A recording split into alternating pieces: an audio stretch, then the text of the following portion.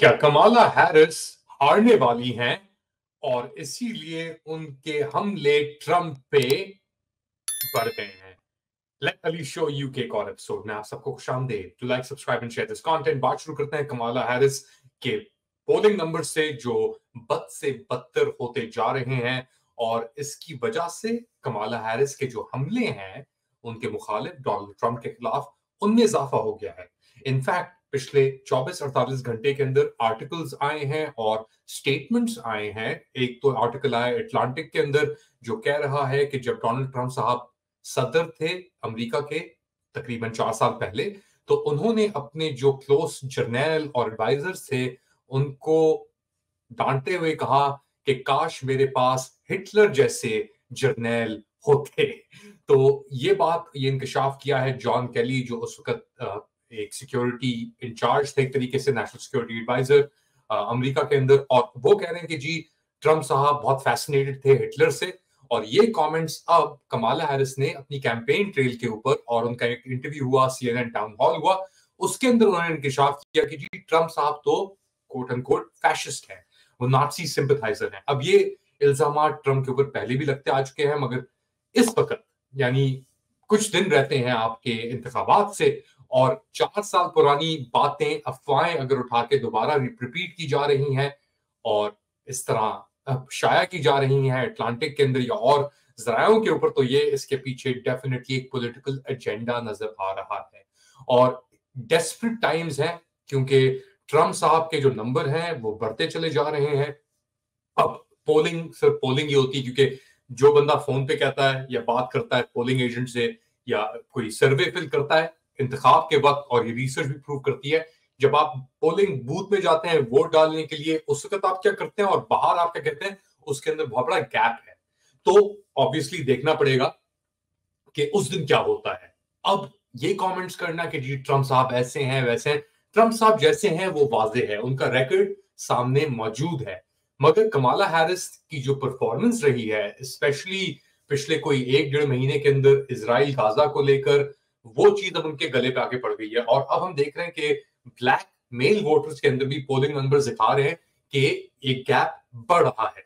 दूसरी तरफ ट्रंप साहब जो हैं वो अपने मिशन के ऊपर लगे हुए हैं, और वो जो अटैक उनके ऊपर किए जा रहे हैं कमाला हैरिस कैंपेन की तरफ से, वो ओबामा साहब को भी लेके आ गई हैं। मार्क क्यूबन जो एक बिजनेसमैन है, उनको कैंपेन पे आके लेके आ गई हैं, क्योंकि दूसरी तरफ डोनाल्ड ट्रंप के साथ इलॉन मस्क कैंपेन कर रहे हैं, और इलॉन मस्क को शायद एक बहुत ओहदा भी मिले ट्रांसफॉर्मेशन इनोवेशन का, ये भी बात की जा रही है अगर ट्रंप साहब जीत जाते हैं।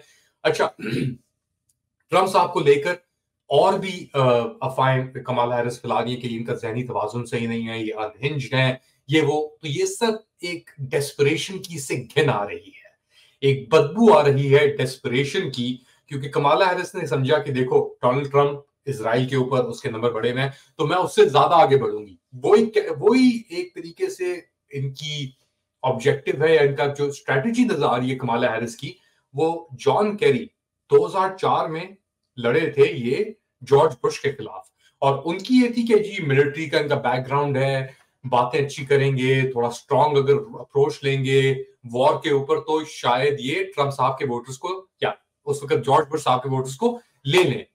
अब आके कमाला हैरिस की यही स्ट्रैटेजी है, उस वक्त भी नाकाम हुई, और आप लिख लें ये शो, आप वापस जाके भी देख सकते हैं कि ये उनकी जो स्ट्रैटेजी है ये दोबारा नाकाम होगी। अच्छा, ट्रंप साहब पीछे नहीं हट रहे, वो कह रहे हैं कि हमें ज्यादा खतरा रशिया चाइना से, जो हमारे अंदर घुसपैठिए हैं। अब वो कौन घुसपैठी हैं? वो डेमोक्रेट पार्टी की बात करते हैं, नैंसी पेलोसी की बात करते हैं, फॉर्मर डेमोक्रेट हाउस स्पीकर जो थी, और कहते हैं कि अब मैं इनके खिलाफ, अगर मैं दोबारा ताकत में आ गया, इक़्तिदार में आ गया, तो मैं मिलिट्री इस्तेमाल करूंगा।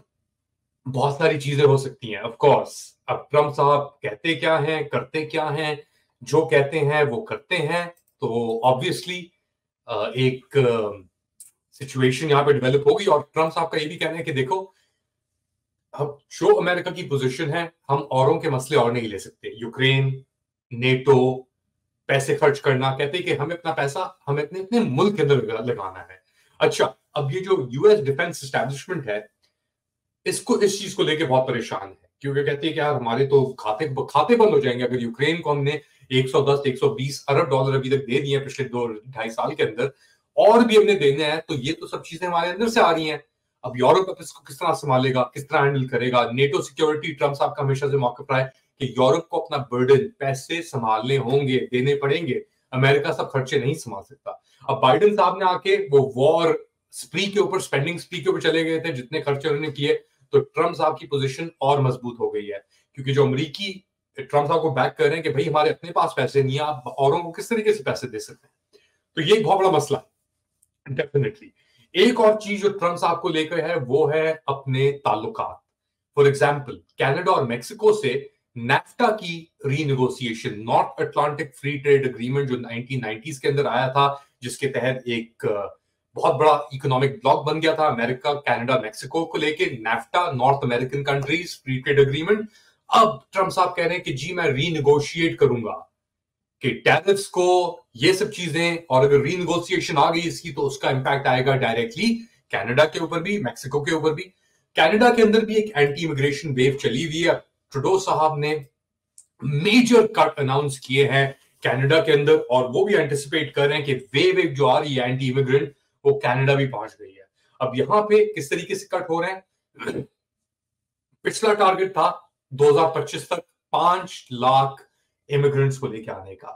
अब ये टारगेट कट डाउन करके कर दिया है 3,95,000, यानी 21% कमी की है पॉपुलेशन ग्रोथ के अंदर। वो कह रहे हैं ट्रूडो साहब कि मैं पॉपुलेशन को पॉज कर रहा हूं क्योंकि हमारी जो इकोनॉमी है वो कैचअप नहीं कर पा रही।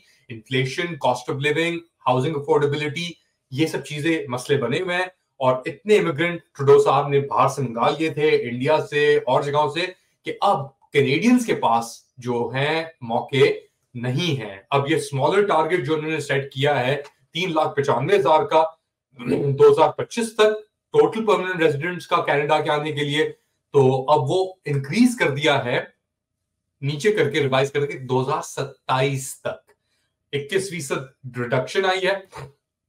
और आप याद रखें कि कनाडा की पॉपुलेशन, यानी सबसे ज्यादा 50-60 साल के अंदर, पिछले 2 साल के अंदर 1 मिलियन लोग उन्होंने, 1.5 मिलियन लोग के करीब उन्होंने ऐड किए हैं। और ट्रूडो साहब, ऑब्वियसली इनका प्लान था कि जी इकोनॉमिक ग्रोथ करेंगे हम ये आपके पैंडेमिक के बाद, मगर प्लान उस तरीके से नहीं चले। पैंडेमिक तो दूर की बात, मगर यहाँ पे मसले फिर पड़ गए, और इमिग्रेंट्स, अब एक और बड़ा मसला यहाँ पे क्रिएट हो गया है इकोनॉमिकली, जॉब्स का, हाउसिंग सप्लाई, पूरा इंफ्रास्ट्रक्चर एक तरीके से अंडर प्रेशर आ गया था इसके बाद।